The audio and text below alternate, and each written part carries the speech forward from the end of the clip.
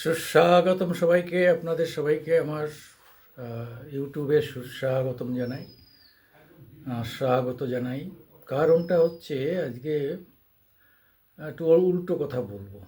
এতদিন মানে 2 বছর ধরে আমি মানে 2 বছর যুদ্ধের কথাই বলছিলাম যে 71-এর মতো একটা কাউন্টার যুদ্ধ না করলে বাংলাদেশকে আবার লাইনে আনা যাবে না। অর্থাৎ ওদের একটা ধারণা হয়েছে যে ওরা খুব বিখ্যাত বলবান এবং ওরা নিজেদের সব কিছু নিজেরাই করতে পারে। এটা তো যে কোনো স্বাধীন রাষ্ট্রের কাম্য, সে ব্যাপারে কোনো সন্দেহ নেই। কিন্তু নিজেরা স্বয়ংসম্পূর্ণ হব, এটা তো কারোর কিছু বলার নেই।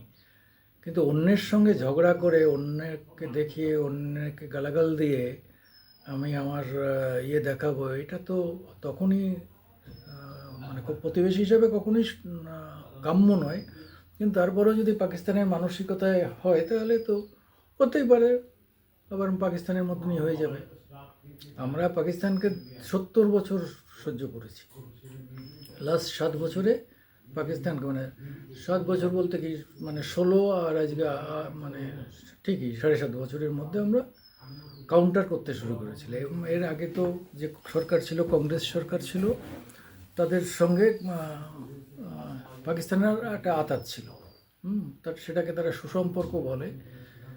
কিন্তু পাকিস্তানে সুসম্পর্ক কখনোই ছিল না, কোনো দিন করেনি। কিন্তু যেহেতু জওহরলালের পরিবার, আবদুল্লাহ বা তাদের একটা মুসলিম ব্যাকগ্রাউন্ড ছিল, এবং যার ফলে তারা মুসলিম স্টেট হিসাবে পাকিস্তানকে সমস্ত সুযোগ সুবিধা দিত। তারা কোনো বিরোধিতা করতো না। যার ফলে 7বারের মধ্যে কিন্তু 7বারই যুদ্ধ হয়েছে তাদেরই আমলে, তাদের আমলেই যুদ্ধ হয়েছে। একটা যুদ্ধ শুধুমাত্র কার্গিল যুদ্ধটা সম্ভবত একটু আলাদা, মানে বিজেপির আমলে হয়েছে। অটল বিহারী বাজপেয়ী শুভেচ্ছা সফরে পাকিস্তানে গিয়েছেন, পাকিস্তানের প্রধানমন্ত্রীর সঙ্গে বন্ধুত্ব হ্যান্ডশেক করছেন। এর মধ্যেই তার সেপাহসালার মোশারফ আমাদের আক্রমণ করেছে, ভারতকে আক্রমণ করে দিয়েছে কার্গিল পয়েন্টে। ওখানে ফিরে আসার পরে কার্গিলে আমরা কাউন্টার করে জিতে যাই। যাই হোক, কিন্তু 16 মানে ক্ষমতায় 2014-তে ক্ষমতা পরিবর্তন হলো, বিজেপি আসলো। বিজেপি আসার পরে তারা 2 বছরের মধ্যে প্রথম যে কাজটা করলো সেটা হচ্ছে 2016-তে মনিটাইজেশন করে দেওয়া। অর্থাৎ মানে যেহেতু দেখা যাচ্ছিল যে একটা প্যারালাল কাউন্টার ফিট, অর্থাৎ আমরা যাকে বলি নকল টাকা, জাল টাকা, সেই জাল টাকা চলছিল। এবং এই জাল টাকাটা পুরো ছাপা হতো পাকিস্তানে, এবং বিভিন্ন এজেন্সির মধ্য দিয়ে তারা সব চালাতো এদেশে। ওই জাল টাকা এখন আপনি ধরুন 10টা টাকা, 500 টাকার মধ্যে একটা 500 টাকা, বা 10টা 1000 টাকার মধ্যে একটা 1000 টাকা ঢুকিয়ে দিতে বললেই হয়ে গেল। কত লাভ হয়ে গেল ভাবুন। এইরকম করে যদি আপনি কয়েক কোটি টাকা, সারা ভারতবর্ষে 140 কোটি মানুষের মধ্যে, তখন নয় একটু কম ছিল, মানুষের মধ্যে বিভিন্নভাবে চালাতে পারলে কোটি কোটি টাকা তারা চালিয়ে দিয়ে সেই টাকা তারা বিভিন্নভাবে অস্ত্রপাতি কিনে কিনে করছে, ভারতের বিরুদ্ধে লাগাচ্ছে। আবার ওই টাকা দিচ্ছে যারা কাউন্টার ফিট, অর্থাৎ যারা সন্ত্রাসবাদী আউটফিটদের দিচ্ছে, সন্ত্রাসবাদীদের হাতে দিচ্ছে। তারা কী করছে, কোনো কাজকর্ম নেই। আপনার জম্মু কাশ্মীরের ছেলেদের এমনিতেই ওখানে কোনো কাজকর্ম ছিল না, হয়তো গোলমেলে জায়গা। এবার তারা ওই পাথর ছুটতো, পুলিশের ব্যারাকে তারা পাথর ছুটতো, সেনাবাহিনীর ইসে বোমও ছুটতো, কখনো কখনো সুইসাইড বোম হিসেবে কাজ করতো, হিন্দু এলাকাতে গিয়ে দাঙ্গা করতো, এইসব কাজে লাগানো হতো। এইবার যখন 1000 টাকা আর 500 টাকা বন্ধ হয়ে গেল, ব্যাস। তাহলে কি হলো, এই টাকা ছাপানোর যা মানে যত মানে নকল টাকা সব ধরা পড়ে গেল। ধরা পড়ে গেলে কি হলো, এইবার ওপার থেকে আর টাকা এখানে আসে না, আর ঢিল ছোড়ার লোক পাওয়া যায় না। তারপরে যে ভদ্রলোক এই কাউন্টারফিট মানে ছাপাতেন, সে সুইসাইড করে, কারণ এত টাকা ছাপিয়েছিল। তারপরে দেখা গেল যে তার সমস্ত মানে সেই টাকাটা ফরফিট হয়ে গেল, ফলে আত্মহত্যা করতে হলো। তারপরেই কিন্তু আস্তে আস্তে আস্তে আস্তে আস্তে আস্তে মানে নিয়ন্ত্রণ আনতে আনতে পাকিস্তান এখন শেষ। 400 টাকা চালের দাম, 250 টাকা আটা, 700 টাকা মানে 290 টাকা চিনি, হ্যাঁ, এরকম সব মানে মানে 400 টাকা টমেটো, এইরকম সমস্ত জিনিসের দাম, মানে সাধারণ মানুষ না খেয়ে মরার মতো অবস্থা। ফলে একটা দেশ অর্থনৈতিকভাবে শেষ হওয়া মানেই শেষ হলো। ফলে সারা পৃথিবীতে ভিখারির দেশ হিসাবে পরিগণিত হলো। এমনকি মানে মুসলিম কান্ট্রিতেও পাকিস্তানিদের আর কেউ ভিসা দেয় না, কারণ হচ্ছে জানে ওরা আসলে এখানে আমাদের চুরি করবে অথবা মানে ভিক্ষা করবে। ভিক্ষা আর চুরি ছাড়া তাদের কোনো রাস্তা নেই। এইবার আমরা 71-এ পূর্ব পাকিস্তানকে আলাদা করে দিলাম, বাংলাদেশ স্বাধীন করে দিলাম বাংলাদেশি ভাষাভাষীদের জন্যে। হ্যাঁ, এইবার দেখা গেল যে সেই ভাষাভাষীদের মধ্যেও যে মানে যে অংশটা চায়নি, আজকে তারা ভয়ঙ্করভাবে ভারত বিরোধিতা করছে। আমার বলার কথা হচ্ছে যে ভারত আর একবার টোটালি সিল করে দিই বর্ডার। ওপর থেকে আসারও দরকার নেই, এপার থেকে যাওয়ারও দরকার নেই, জিনিসপত্র এভরিথিং। ওদের 10 বিলিয়ন 12 বিলিয়নের ব্যবসা আমাদের সঙ্গে হয়, আমরা ওইটুকু পরিত্যাগ করতে পারবো। আমরা চেষ্টা করলে ওই ব্যবসাটা অন্য যে কোনো স্টেটে, সারা পৃথিবী জুড়ে 150 কান্ট্রিতে আমাদের রপ্তানি রপ্তানি চলে। যে কোনো জায়গায় একটু ভাগ করে বাড়িয়ে দিলেই হয়ে যাবে। অনেক জায়গায় তো আমরা যতটা চাই দিতেই পারি না। একদম সিল।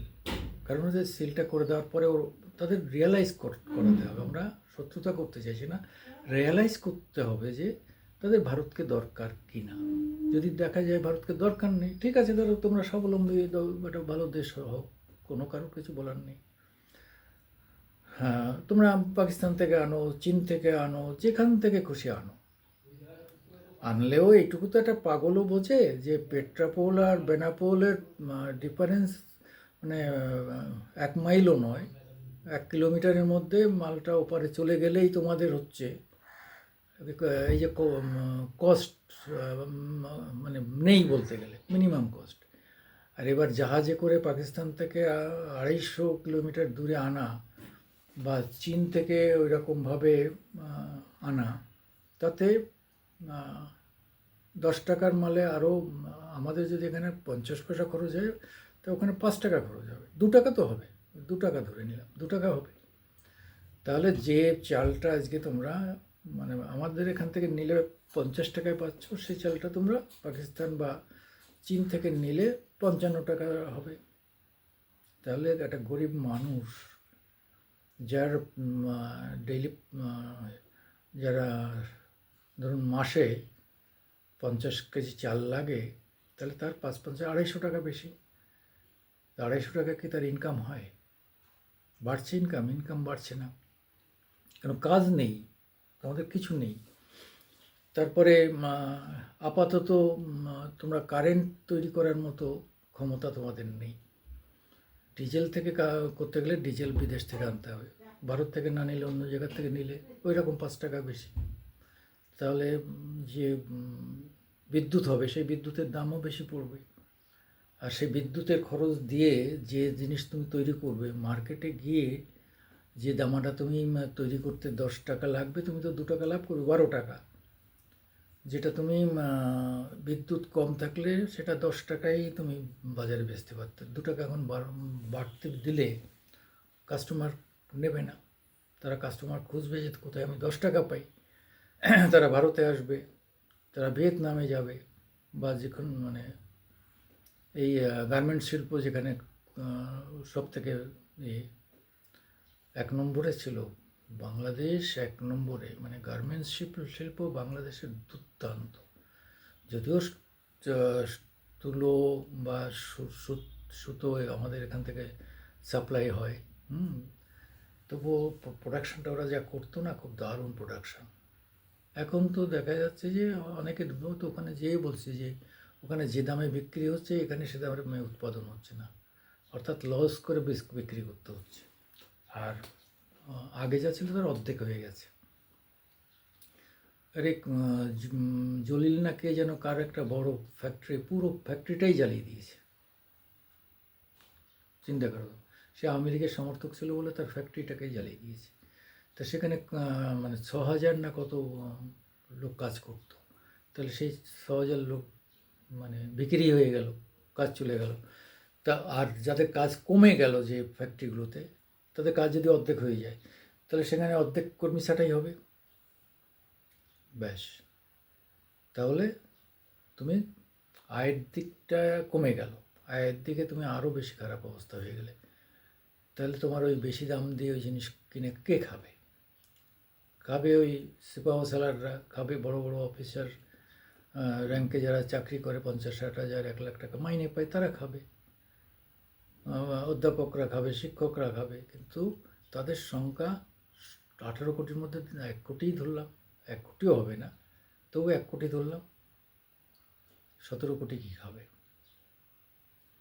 ফলে এই শিক্ষাটা না দিলে বাংলাদেশ কিন্তু আমাদের বড্ড হেডেক হয়ে থাকবে।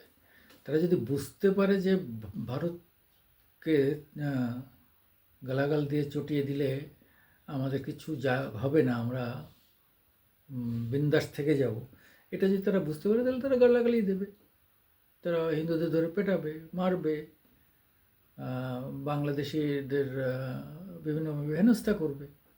আবার ভিসা নিয়ে বাংলাদেশে এখানে এসে তো দেখা গেল যে ভিসা নিয়ে এসছে নবদ্বীপে একটা ছেলে, সে এখানে এসে ভারতের নিন্দা করছে, আর সবাই ধরে কেলিয়ে দিয়েছে, ভালো মতো পিটিয়ে দিয়েছে। কয়েকদিন আগে সে শান্তিনিকেতনে এরকম একটা ছেলে এরকম বুড়াই করছে, এখানে এসে ভারতে ঢুকে ভারতের নিন্দা করছে, সেখানেও ভালো করে কেলিয়ে দিয়েছে। তারপরে পুলিশের হাতে দিলে পুলিশ বলছে যে জেলে দেবো না, তুই এই কাজগুলো করবি, তাকে দিয়ে এখন কাজ করাচ্ছে। তো এই যে রক্তের মধ্যে এই যে অ্যান্টিবিস, এটাকে বন্ধ করতে গেলে সিল করতে হবে, বেশি না, মানে 1 বছর লাগবে না, 6 মাস সিল করে দিলে, ভারত বর্ডার 6 মাস সিল করে দিই।